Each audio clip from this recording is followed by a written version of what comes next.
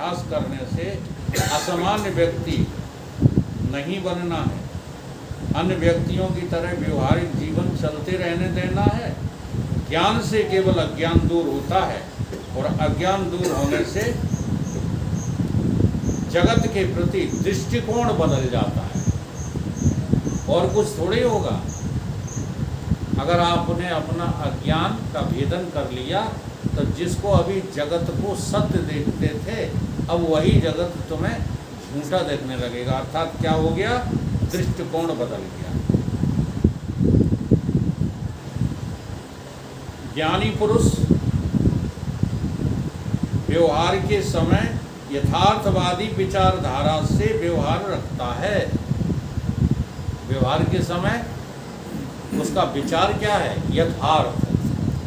यथार्थ माने मैं चेतन आत्मा हूँ, मैं देह या अंतःकरण नहीं हूँ, और व्यवहार कर लेता है। अपनी यथार्थ विचारधारा का त्याग नहीं करता। वह सत वस्तु को अखंड एक रस देखते हुए नाम रूपात्मक असत सृष्टि को सत तत्व के ऊपर आरोपित समझता है। सामने जो कुछ दिखाई दे रहा है, नाम रूपात्मक जगत, वो अपनी आत्मा पे क्या देखता है? अध्यारोपित देखता है। ये ज्ञानी की बात कर रहा हूँ, साधक की नहीं। ज्ञानी की समाधि कैसी रहती है? सहज समाधि रहती है। चलते फिरते, खाते पीते, ये सब अपने में आरोपित देखता है, सत्य नहीं देखता। जब कोई चीज़ आरोपित होती है तो वो उपाधि बन जाती है, व्याधि नहीं रहती है ना। व्याधि, उपाधि, समाधि, इन सब शब्दों पे बहुत चिंतन करना है। समाधि का अर्थ होता है जो अभी चर्चा चल रही है, देखते हुए नाम को, रूप को, हाँ, सुनते हुए नाम को, क्या देखो? इनकी उपेक्षा करके अपने अखंड एक रस सच्चिदानंद स्वरूप का दर्शन करो। दर्शन करते हुए व्यवहार करना। व्यवहार करने में कोई तकलीफ थोड़ी है।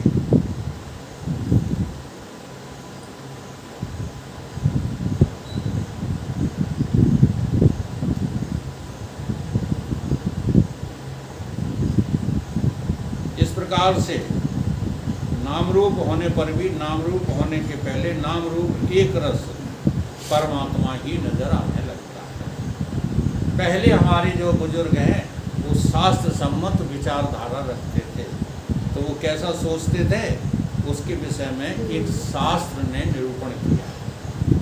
यत्र स्थिति यम विश्वश्री प्रतिभा मात्र रूपणी रज्ज्वाम भुजंगवती भुजंग भवती सोहम आत्मा सदोदिता। ये संपूर्ण विश्व की सुंदरता जो दिख रही है, ये किससे दिख रही है? ये सारा विश्व जो है तुमको मनोरम दिखाई दे रहा है, जिससे तुम फंसे हुए हो। ये किसका खेल है? नहीं, ये खेल है शक्ति का, लक्ष्मी जी का, श्री का। एक श्री है, एक श्रीमान है, दोनों में फर्क है। जो श्री को आरोपित कर लेता है अपने ऊपर, वो श्रीमान है। अपनी प्रतिभा का प्रतिभास देख लेता है, वो श्रीमान होता है। तो ये सब लक्ष्मी जी करती हैं। संसार की मनोरमता किसके हाथ में है? लक्ष्मी के हाथ में, श्री के हाथ में। विश्व की जो लक्ष्मी है वह किसमें दिख रही है? जिसमें दिख रही है वह विश्व की सुंदरता तो हमारी प्रतिभा है। किसमें दिख रही है? तो जो आत्मा में ही तो ये सब दिख रहा है। इसलिए तेरी आत्मा की प्रतिभा है क्या? संसार की सुंदरता। मेरी प्रतिभा का ये प्रतिभास है। ऐसी हमारी दृष्टि होना चाहिए। हमारी वृत्ति का ये सब विलास है संसार, इस असल में तो अखंड आत्मदेव ही ठसाठस संसार में समाने हुए हैं। आत्मदेव एको देवः सर्वभूतेषु, सारे भूत प्राणियों में आत्मै वेदम सर्वम, ब्रह्म ही वेदम सर्वम, सर्वत्र आत्मा ही आत्मा है, आत्मा के अलावा और कुछ नहीं। ऐसा हमें दिखना चाहिए। ये हमारी ही प्रतिभा का प्रतिभास है। क्या? संसार की मनोरमता। आत्मदेव को ही देखना, ये सच्चिदानंद का लक्षण है। अखंड एक रस अद्वितीय वस्तु ही है, संसार नाम की कोई चीज है ही। इस प्रकार से जो है एक रस, आज 3 शब्दों पर विचार इस श्लोक के द्वारा हुआ। अखंड, एक रस और सच्चिदानंद। वही सच्चिदानंद हम हैं, ये भौतिक शरीर को है।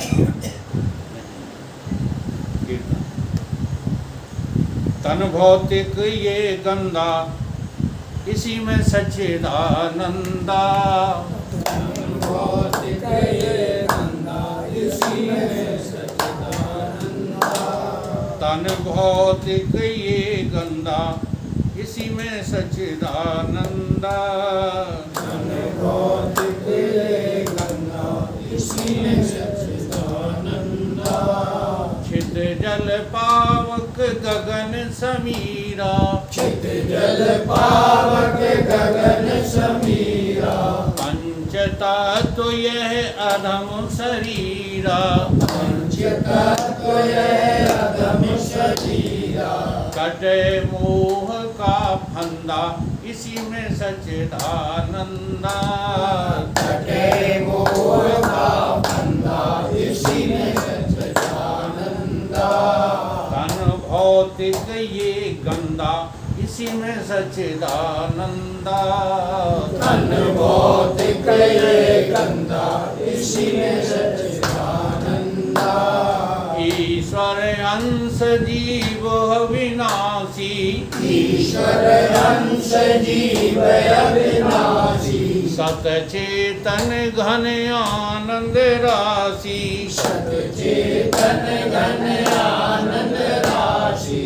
ईश्वर अंश जीव अविनाशी, ईश्वर अंश जीव अविनाशी।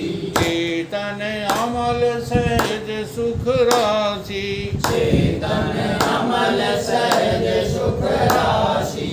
यह नहीं जानत बंदा, इसी में सच्चिदानंदा। यह नहीं जानत बंदा, इसी में सच्चिदानंदा। ईमानदारी से बताओ, जानते हो? नहीं। तुम ईश्वर के अंश हो, ये जानते हो? नहीं जानते। क्या जानते हो? माता पिता। हाँ, देख लो, देह अभिमान जब तक गलेगा नहीं, तब तक तुम्हें अपने अंशी भाव का पता ही नहीं चलेगा। अब इससे तुम्हारा कुछ लेना देना नहीं है जगत से। गाते रहते ईश्वर अंश जीव अविनाशी, बोलो जीव अविनाशी। चेतन अमल सहज सुख राशि, चेतन अमल सहज सुख राशि। यह नहीं जानत बंदा, इसी में सच्चिदानंदा। यह नहीं जानत बंदा, इसी में सच्चिदानंदा। ये भौतिक तन गंदा, इसी में सच्चिदानंदा। ये भौतिक तन गंदा, इसी में सच्चिदानंदा। जैसे दूध में पानी मिलकर, जैसे दूध में पानी मिलकर। वासोना में तामा ढलकर, वासोना में तामा ढलकर। ब्रह्म भयो त्यों मंदा, इसी में सच्चिदानंदा। ब्रह्म भयो त्यों मंदा, इसी में सच्चिदानंदा। यह तन भौतिक गंदा, इसी में सच्चिदानंदा। यह तन भौतिक गंदा, इसी में सच्चिदानंदा। भूमि परत बढ़ावर पानी, भूमि परत बढ़ावर पानी। जिम जीव माया लिपटानी, जिम जीव माया लिपटानी। अच्छा, भूमि परत ढावर पानी का अर्थ क्या करोगे? बोलो जीव संसार में आओ ना। अज्ञान, वो मतलब ये है, पानी ऊपर से आता स्वच्छ। वो तो दृष्टांत है, सिद्धांत में इसको कहाँ घटाओगे? शरीर में भूमि परत ढावर पानी, वो तो दृष्टांत है कि पानी जैसे ही धरती पर पड़ा हाँ, मिट्टी हैं? गंदा हो जाता है। गंदा हो गया, ठीक है। ऐसे ही जीव ने किसको पकड़ लिया? शरीर पंच तत्वों को पकड़ लिया। अब पंच तत्व केवल यही नहीं है स्थूल, सूक्ष्म भी तो पंच तत्व ही है। सूक्ष्म शरीर किसका बना हुआ है? पंच तत्वों का। वहाँ खुले हुए पंच तत्व हैं और यहाँ पर बंधे हुए पंच तत्व, बस ये फर्क है। तो जब ये जीव पंच तत्वों को पकड़ लेता है, समझे? जीव बूंद क्या है? बूंद परत ढावर पानी, जिम जीव माया लिपटानी। जिम जीव माया लिपटानी। अरे तुम्हारे भीतर ही पूरी माया का जो है खेल चल रहा है। चिंतन करना सीखो, बाहर कोई माया फाया नहीं है। ये घर मकान पैसा रुपया ये माया थोड़ी है, तुम इसको माया कहते हो। पंच तत्व और तीन गुण ही माया हैं। पंच तत्व और तीन गुण मिलके बन गई सुंदर काया। हाँ, और भूल गया तू अपने को। तो माया कहाँ खेल कर रही है? भीतर कर रही है कि बाहर? भीतर का कोई चिंतन नहीं करते। बाहर मरे जा तो इन्हें छोड़ते, उन्हें छोड़ते, फलाना कर दो, ही का कर दो। अच्छा, इस बात को सुन करके गृहस्थ लोग खुश हो जाते हैं। ये खुश होने वाली बात नहीं है प्यारे। इसी घर गृहस्थी में रहते हुए जब तुम भीतर की माया का निराकरण कर लोगे ना, तो ये बाहर वाले रिश्ते नाते घर मकान इनमें रुचि खत्म हो जाएगी। बने रहो घर गृहस्थी में, क्या फर्क पड़ रहा है? बने रहने से कोई फर्क, देह के बने रहने से क्या फर्क पड़ता है? वेदांत इसी रहस्य को उजागर करता है। इस रहस्य को उजागर करने में हाँ बड़े बड़े दर्शन हार गए हैं, और वेदांत बड़ा सहज में इस बात को निरूपण करता है कि ये जगत नाम की कोई चीज़ है ही नहीं। इसलिए देखो, सांख्य दर्शन भी तुमको कहीं ना कहीं अटकाए हुए है। योग दर्शन तो अटकाए हुए है। योग दर्शन कहता है चित्त की वृत्तियों का निरोध करो। अब निरोध जितनी देर करे रहोगे उतनी देर तक तो आराम से रहोगे, और जैसे ही निरोध छूटा विरोध शुरू हो जाएगा कि नहीं? हाँ, और सांख्य दर्शन तुमसे क्या कहेगा? सांख्य दर्शन कहेगा कि तुम असंग हो, इस प्रकृति से संग छोड़ दो। लेकिन तुम्हारे दिमाग से प्रकृति को निकाल नहीं पाया, तो थोड़ी देर असंग रहोगे, फिर थोड़ी देर बाद ये प्रकृति तुम्हें मजबूर कर देगी संग में रहने को। इसलिए तुम्हारे कल्याण में ये कोई भी ज़्यादा सहायक नहीं है। तो उन्होंने कहा न तो जो है निरोध के चक्कर में विरोध के चक्कर में पड़ो, वेदांत क्या कहता है? हाँ, और न जो है प्रकृति से असंग माने भागो कहीं। कहाँ जाओगे? जहाँ जाओगे वहाँ प्रकृति मिलेगी। अच्छा, आश्रम पे रहोगे वहाँ हवा नहीं है, पानी नहीं है, इनकी समस्या नहीं आएगी? आएगी।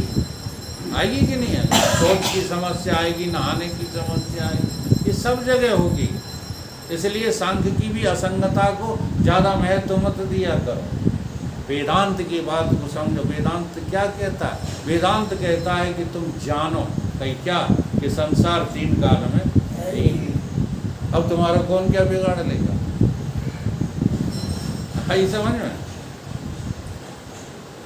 इसलिए भूमि परत बह ढावर पानी, भूमि परत ढावर पानी, जिम जीवै माया लिपटानी, जिन जीवै माया लिपटानी, भूलो निज आनंदा इसी में सच्चिदानंदा, भूलो निज आनंदा इसी में सच्चिदानंदा, सनहि सनहि तज देह विकारा, सनय सनय तज देह विकारा, मिल गए सतगुरु हो वह पारा, मिल गए सतगुरु हो गए पारा, कहें विज्ञानानंदा इसी में सच्चिदानंदा, कहे ज्ञानानंदा इसी में सच्चिदानंदा, यह तन भौतिक गंदा इसी में सच्चिदानंदा, यह तन भौतिक गंदा इसी में सच्चिदानंदा, यह तन भौतिक गंदा इसी में सच्चिदानंदा, यह तन भौतिक गंदा इसी में सच्चिदानंदा। बोलिए सतगुरुदेव भगवान की